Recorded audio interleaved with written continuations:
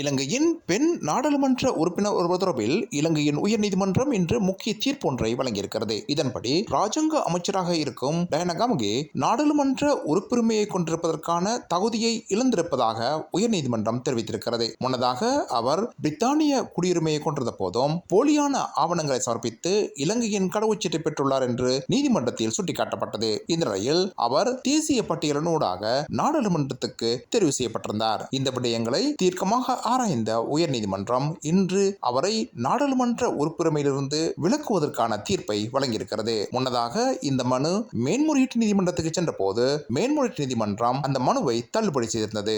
ஏற்கனவே இவ்வாறான வழக்கு ஒன்றில் சுவிட்சர்லாந்தின் குடியுரிமை கொண்டிருந்த கீதா குமாரசிங்க என்ற தற்போதைய அமைச்சரும் நாடாளுமன்ற உறுப்புரிமையை இழந்தார் என்பது குறிப்பிடத்தக்கது.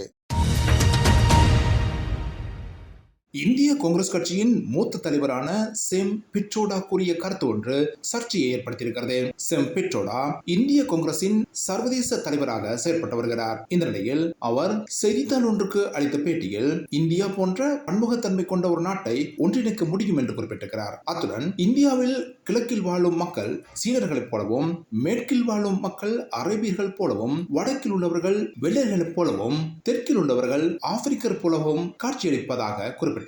அவரின் இந்த கருத்து தற்போது ஆளும் பாரதிய ஜனதா கட்சியின் கடும் விமர்சனத்துக்கு உள்ளாயிருக்கிறது.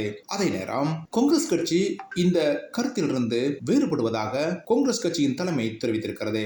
செம் பிட்ரோடா கூறிய கருத்து காங்கிரஸ் கட்சியின் கருத்து அல்ல என்று காங்கிரஸ் கட்சியின் தலைமை தெரிவித்திருக்கிறது.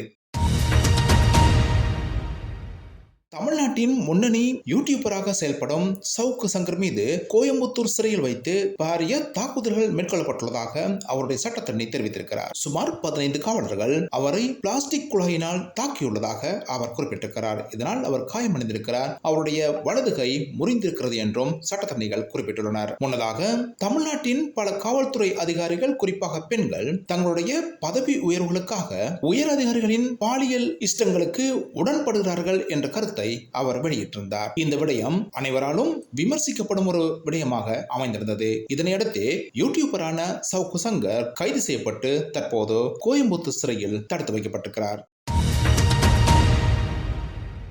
இந்திய பிரதமர் நரேந்திர மோடிக்கு எதிராக சென்னை மேல் நீதிமன்றத்தில் வழக்கு ஒன்று தாக்கல் செய்யப்பட்டிருக்கிறது.